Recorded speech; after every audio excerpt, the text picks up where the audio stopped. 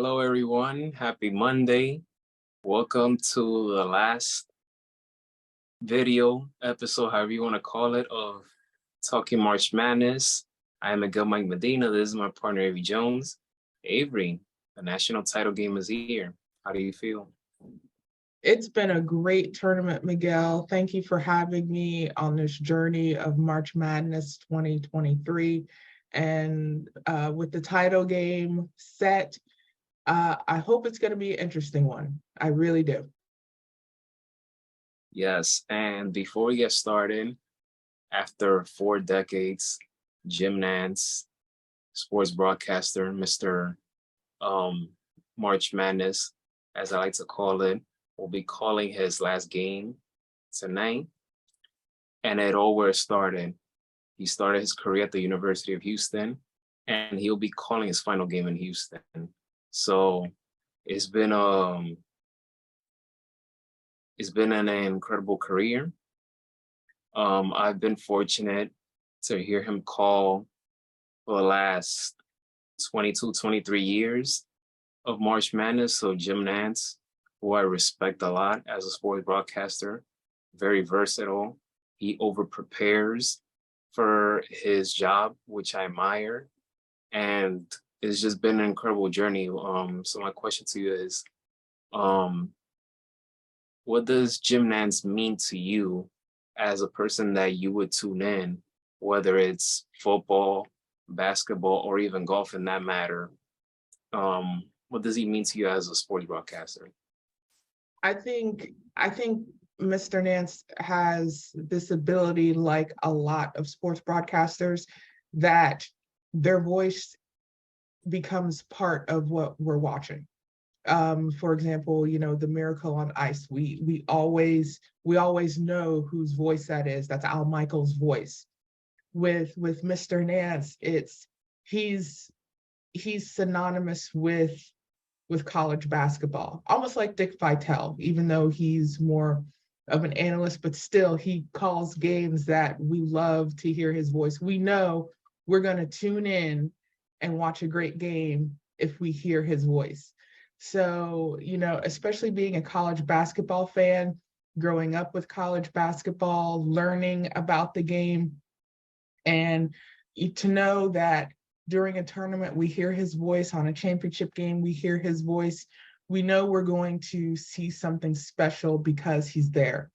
So the fact that he's going to retire, we wish him all the best in this next journey. He has cemented himself, in college basketball, and I think that's fantastic. So let's talk a little bit about Saturday's games. First one, FAU, San Diego State. FAU, they did everything they could, so much respect for them. They did lead as many as 14 in this game, but San Diego State, no quitting them. I believe this is the 5th largest comeback in Final Four history. They battled, they came back. San Diego State, going 9 for 18 from downtown helped them a lot to get back in this game.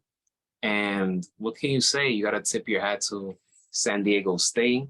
And that's something I remember telling you before the tournament started, that I had San Diego State as one of those sleeper picks to go far. And now they're in the national title game for the first time in their program history. And FAU, I mean, it would have been fun to see FAU in Miami in the national title game.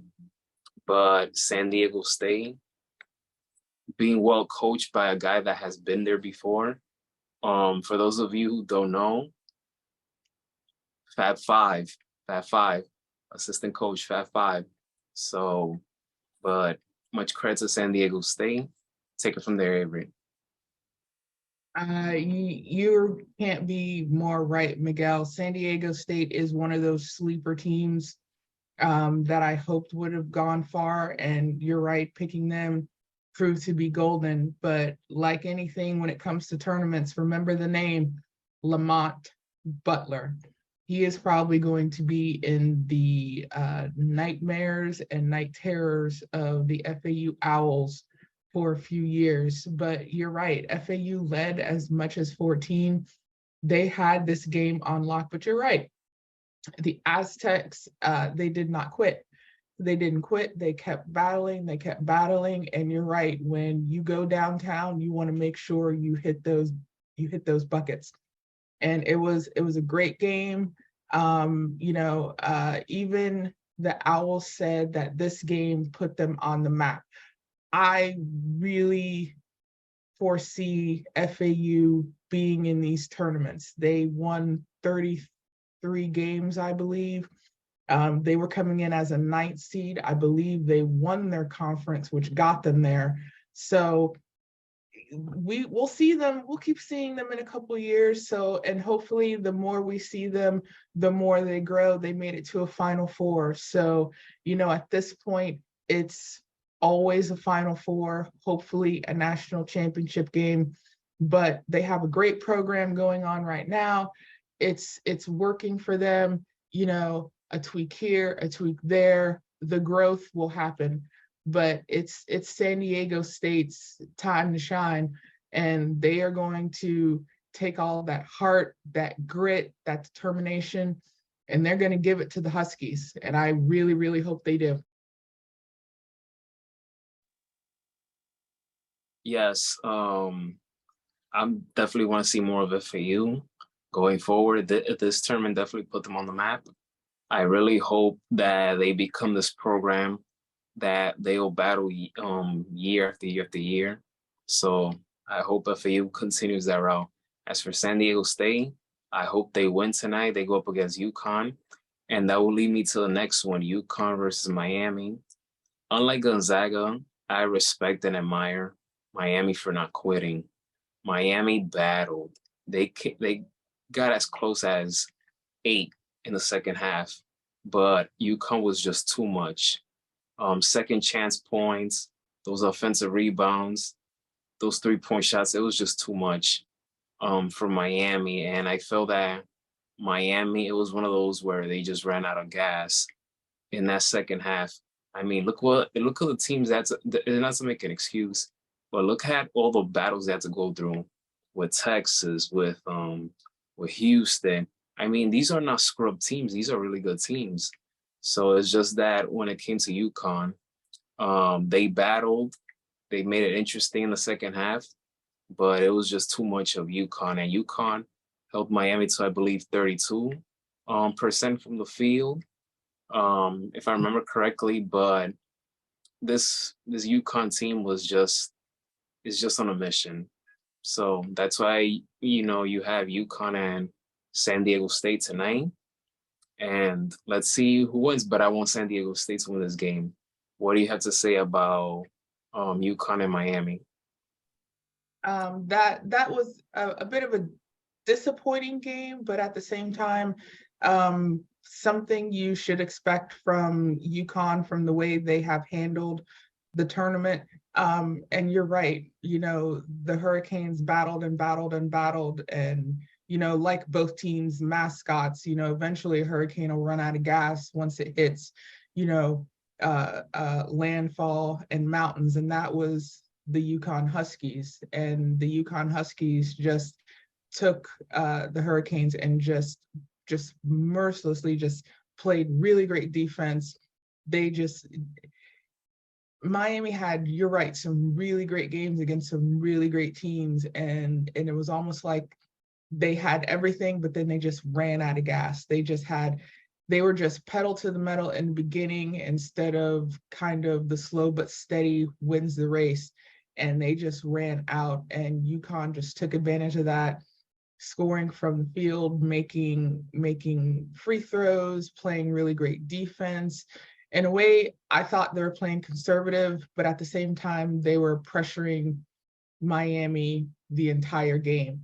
So this championship game tonight, prime time, San Diego State, UConn, San Diego State battling this entire tournament, UConn kind of making, easy food of some teams. I hope this is a close game. I don't want this game to be like Gonzaga, Gonzaga and UConn. I hope it to be close. I mean, if the score is, let's say, less than 7, I want to say that's a good game. Of the many brackets a lot of us had, the one bracket I have left has UConn. So I'm hoping that bracket, bolds fruit, but I'm all for the underdog. I'm all for the underdog. I'm going with San Diego State. And like their previous game with FAU, I think they're going to win it by 1. I think it's going to be a close game.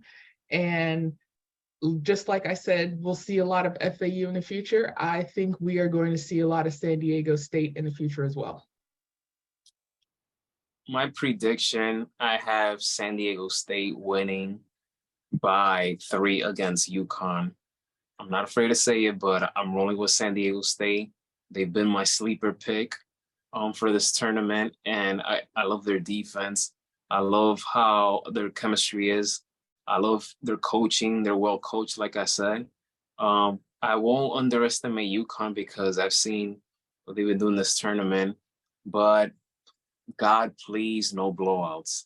No blowouts, no lopside. I don't want to see that. Not in Jim Nantz's last game as a broadcaster for the Final Four. Come on. We don't want that. So San Diego State, let's go. Bring it home. Every time I think about San Diego State, believe it or not, I think about Kawhi Leonard. That's how I found out about San Diego State when he was playing for them. And you're right, Miguel. For Mr. Nantz's last game, I really don't want this to be lopsided either. I would like this to be a close game, possibly down to the wire. Something that cements a March Madness tournament game with him. With this being his last, I think we're going to see a great game. We have seen great games in this tournament. Let's embrace the madness as it is. So hopefully the final tournament game will be like what the tournament is, madness. But I agree, San Diego State on top. Forget the bracket. It was toast day 1. So it's going to be a great game. I think it's going to be a great game.